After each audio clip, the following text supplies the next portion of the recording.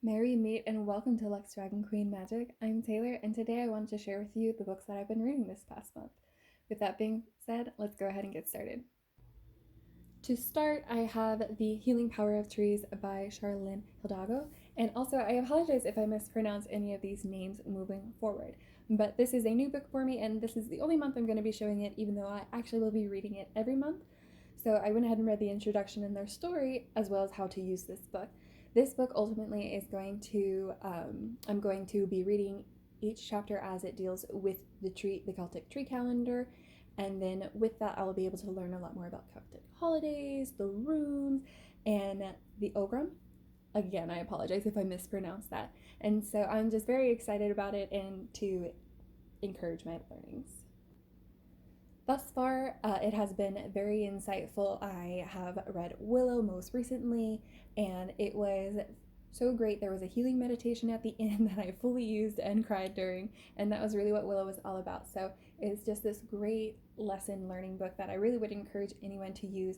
A lot of times I sometimes use spiritual books like textbooks, and that's kind of what this is. Like, you could build an entire class based off of this that you just are taking year long. With that being said, the next book was a gift. So this one is The Witch's Book of Self-Care. This is also by the author of The Green Witch, Arin Murphy-Huscock. And so with that, if you've read The Green Witch, you are going to notice a very similar style. So it's very easy to comprehend. It is a very good beginner's guide for self-care.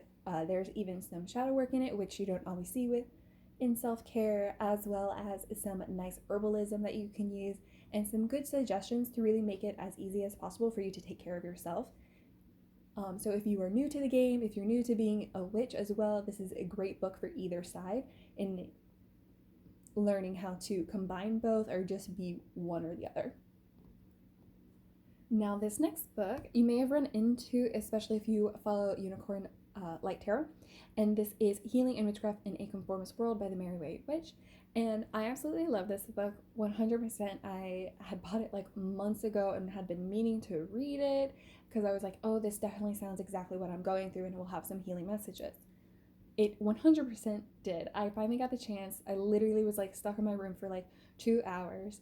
And I was like, let me just go ahead and read this. Let me tell you, this is such a powerful book. I literally took a 4-hour nap after reading it because I went ahead and pushed myself through it. So I wouldn't necessarily encourage it. I definitely would encourage maybe reading a little bit more at a slower pace and letting the insights and realizations wash upon you.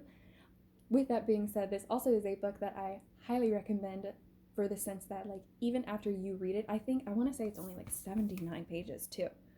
Yeah, not even. Which that's part of the reason why I was like, I can read this really fast. And it still took me 2 hours to get through. And it is something where when you're going through a transformation, you need to be seen in the way that you see the world. This is a great way to feel identified.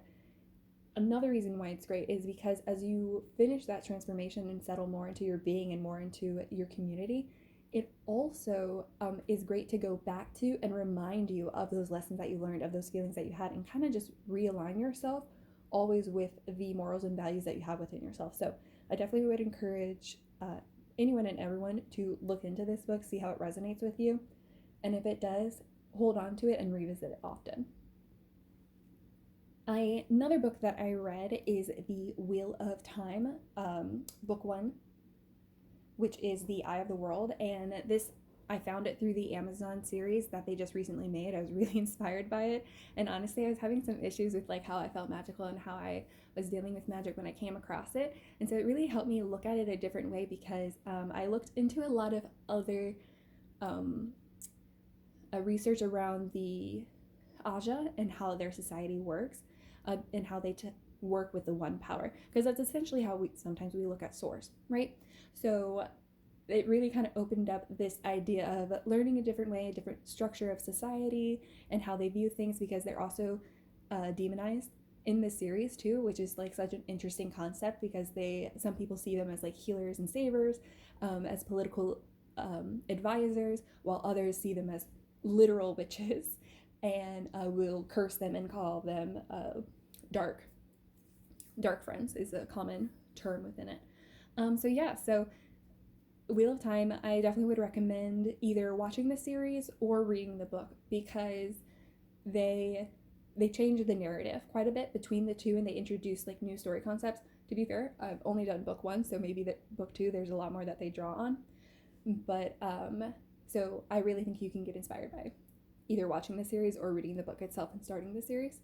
I will say too, sometimes you can get lucky and find like audiobooks online, so and like through YouTube. So definitely go ahead and look for it. I did buy book one, but I believe I saw that it was available as an audiobook as well on YouTube. So just some fun resources for you.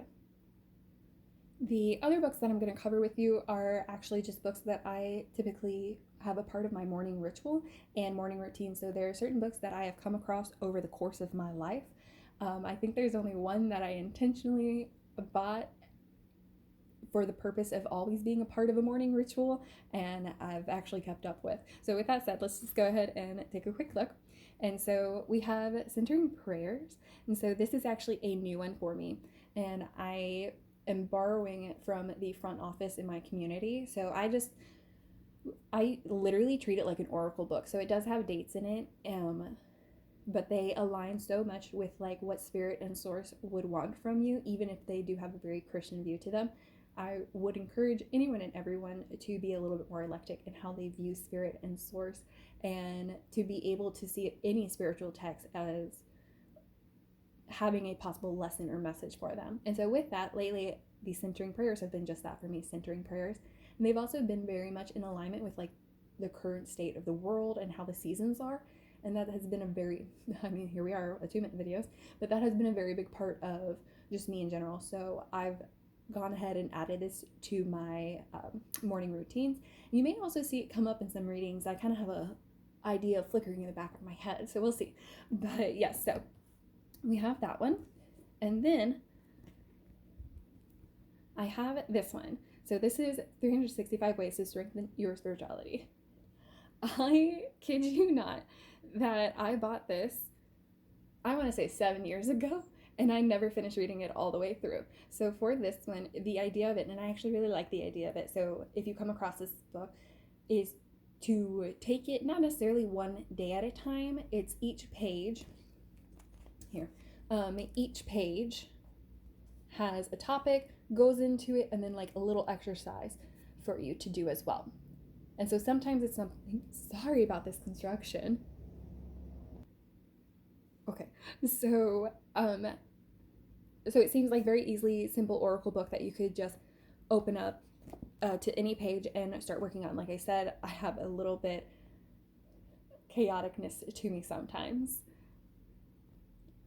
So right now what I'm doing is I am making sure to read through every page, because like I said, I bought this 7 years ago, so I'm making sure to read through every page because I've never read it all the way through, because I've restarted it a couple times, but I never finished it. And so now it's very important for me to read it, connect with it, and more or less meditate on the lesson.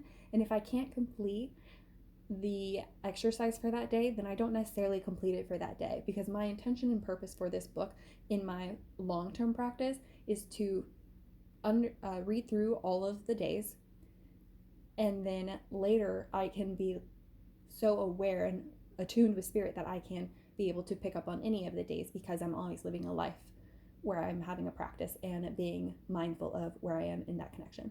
So part of the reason why I'm saying that is because a big reason why this is such a great book, though, if you are like brand new, you're like, I've never even uttered the word God before, like this is a really great book, because it covers multiple cultures and religions. It does so well in trying to do its best. And I appreciate that, because I don't think a lot of books do that. And then it also starts you off nice and easy and makes it an entire experience where you focus on certain aspects of a spiritual connection and spirituality in itself. And so that's why it's recommended to take it from day 1 to day 365 and to complete each day. Not necessarily within a day, but to just move on as you're able to complete it.